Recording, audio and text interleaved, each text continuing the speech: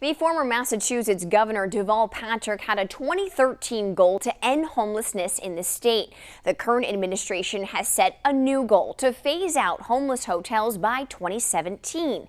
Now 22 News has discovered the number of homeless families in hotels has dropped significantly. But we wanted to find out, in a state that has a right to shelter law, can that number ever get down to zero? Do you think enough is being done to meet that summer deadline?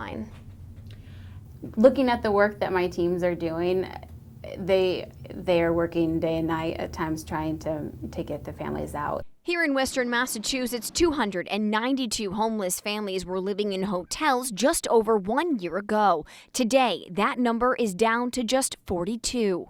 Ashley Brem is the Director of Housing and Restabilization for HAP Housing in Springfield. What type of housing are they in now?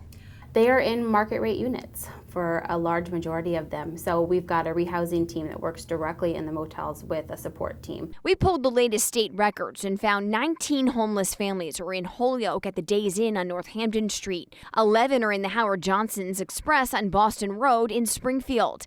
8 are in the Quality Inn on Memorial Drive in Chicopee, and just 4 families are in the Days Inn on Coleraine Road in Greenfield.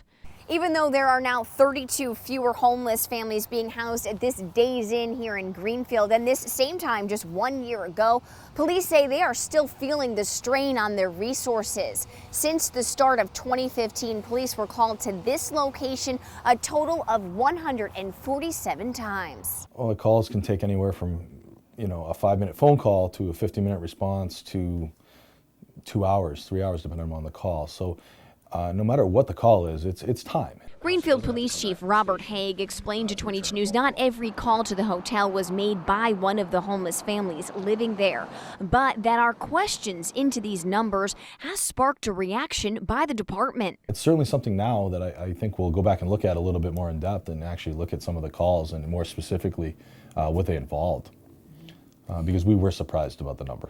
Some of the families that have not yet been transitioned into that apartment-style housing have been moved out of hotel shelter into more traditional kinds of shelters, like here at the Prospect House in Springfield. Minetti Caracini manages Prospect House, where her ties go back to her childhood when she and her family were once sheltered there. When you are in that situation, that can be very traumatic. And you feel very alone and at times hopeless. She said life has improved for some of the families now living in Prospect House who came from hotel shelter. They just feel safer. They feel more secure.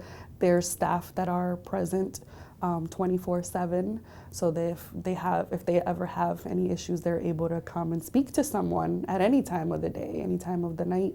While improvements are noticeable and the numbers of homeless families sheltered in hotels has gone down, getting that number down to zero may never be a reality. Homelessness doesn't end. We might be able to close the motels, but that doesn't mean that stops homelessness and that new families aren't entering the system every day. 22 News has also discovered just how many times police were called to homeless hotels in other Western Massachusetts communities. Since January 2015, police were called 86 times to the Howard Johnson's Hotel in Springfield. In Chicopee, police were called 44 times to the Quality Inn, and police were called to the Days Inn on Northampton Street in Holyoke 80 times since the start of 2015. And we've put together a breakdown of each type of call to these hotels. You can check out that list on our website, wwlp.com. For 22 News, I'm Caitlin Gosley.